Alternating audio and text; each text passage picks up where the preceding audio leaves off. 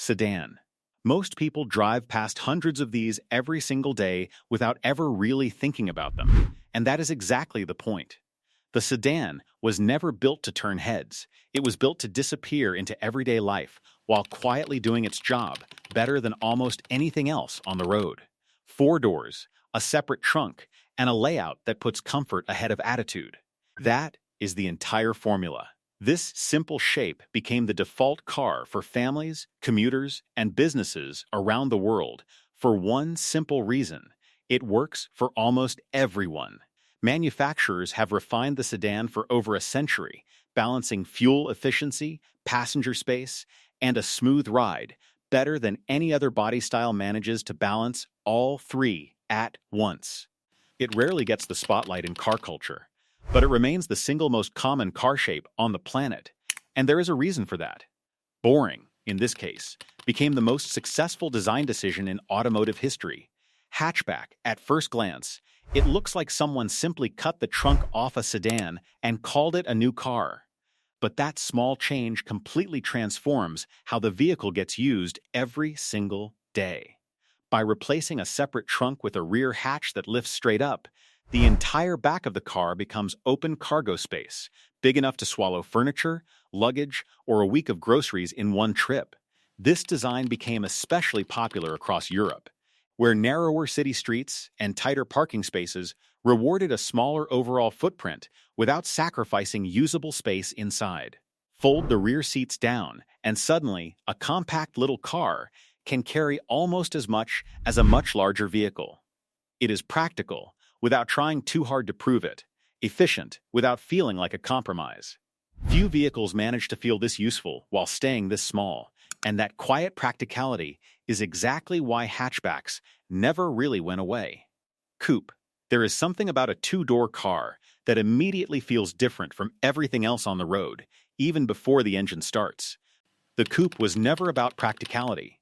It exists almost entirely for the way it looks and the way it feels to drive. Manufacturers design coupes with style as the priority from the very first sketch, often pairing them with sportier suspension tuning than their four-door counterparts ever receive. Sitting lower to the ground changes the entire feel behind the wheel, making even a quiet drive to the store feel slightly more exciting than it has any right to be.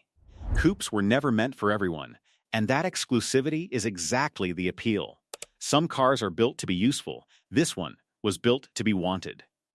Convertible. You would never expect a missing roof to completely change the personality of a car, but it does, instantly and completely. The convertible strips away the one thing every other car takes for granted, and in doing so creates an entirely different driving experience, built around wind, sound, and open sky. Engineers have to solve a genuinely difficult problem to make this work, reinforcing the chassis enough to stay rigid and safe without that fixed metal roof holding everything together.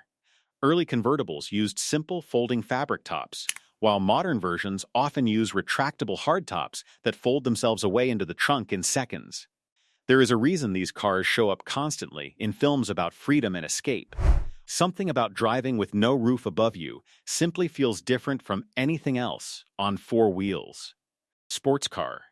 Long before supercars existed with their seven-figure price tags, there were sports cars proving that driving fun never needed to be complicated or expensive.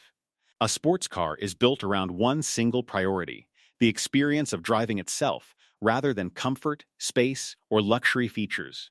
Lightweight construction, sharp handling, and a direct connection between driver and machine matter more here than horsepower numbers on a spec sheet.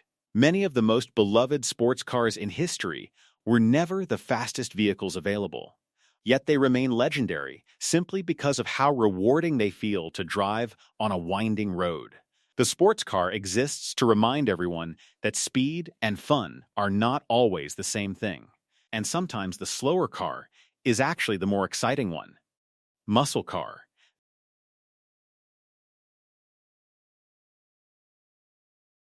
This is the sound of American car culture distilled into a single, unmistakable shape.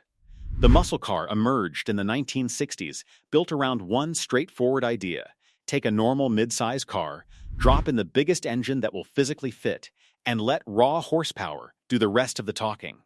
Subtlety was never part of the plan.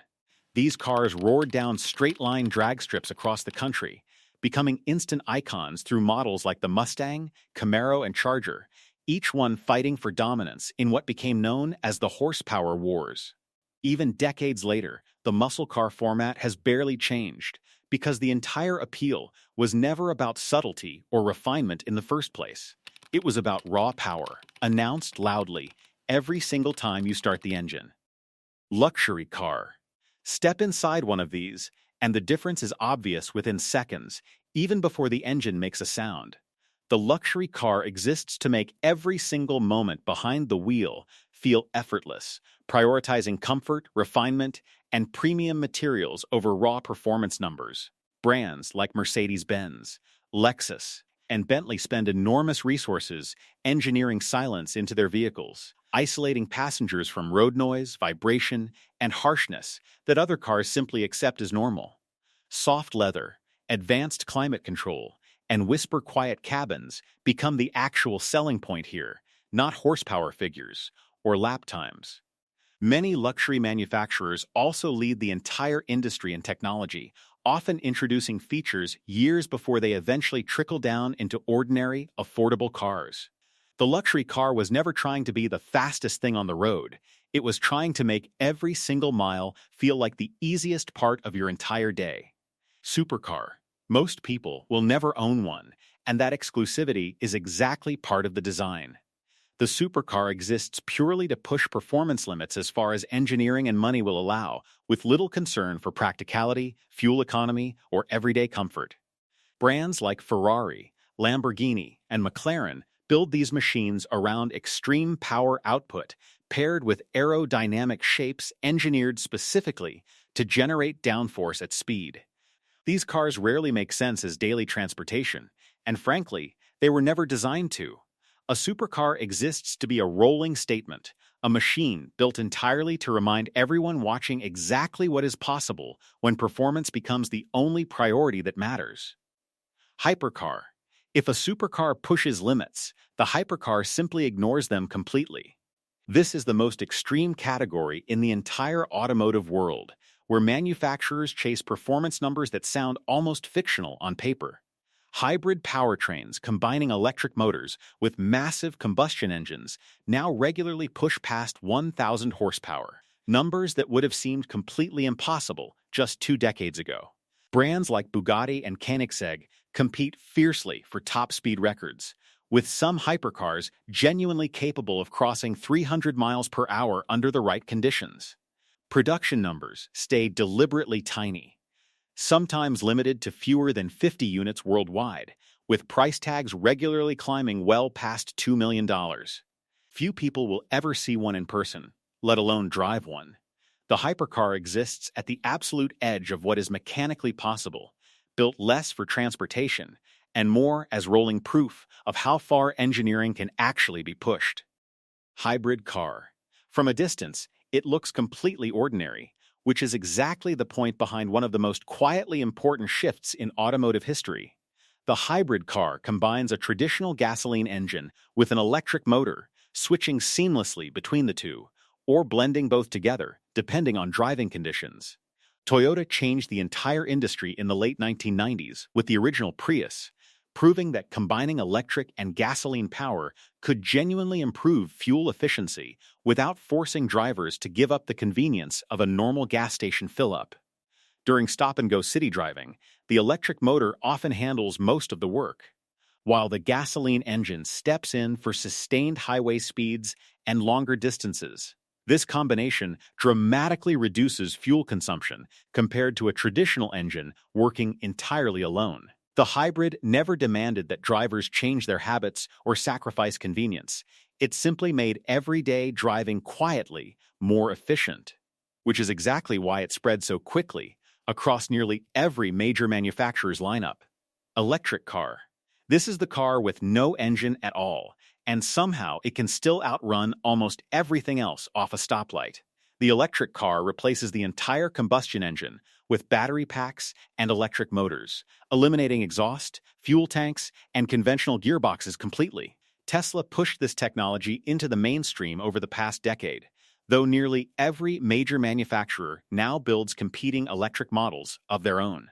Charging networks have expanded rapidly worldwide, slowly closing the convenience gap that once made gasoline refueling feel like the only practical option. Without pistons, exhaust systems, or any of the noise traditionally associated with cars, the electric vehicle represents one of the most fundamental shifts the automotive world has experienced in over a century. Rally car. Few vehicles get pushed through worse conditions than this one, and that is precisely the entire point of its existence. The rally car is built to survive mud, snow, gravel, and tight forest roads, often all within the very same race. Unlike circuit racing cars built for smooth, predictable pavement, rally cars need suspension systems tough enough to absorb violent, unpredictable impacts at high speed without breaking apart. All-wheel drive became essential here, providing the traction necessary to launch out of corners across surfaces that offer almost no grip whatsoever. Drivers rely entirely on a co-driver, reading detailed notes aloud in real time, calling out every upcoming turn just seconds before the driver reaches it. Often while traveling well over 100 miles per hour on narrow, unfamiliar roads. One small mistake, one missed call, and the entire run can end instantly in a ditch or against a tree. The rally car represents motorsport at its rawest, where the road itself becomes just as much of an opponent as every other competitor on the stage.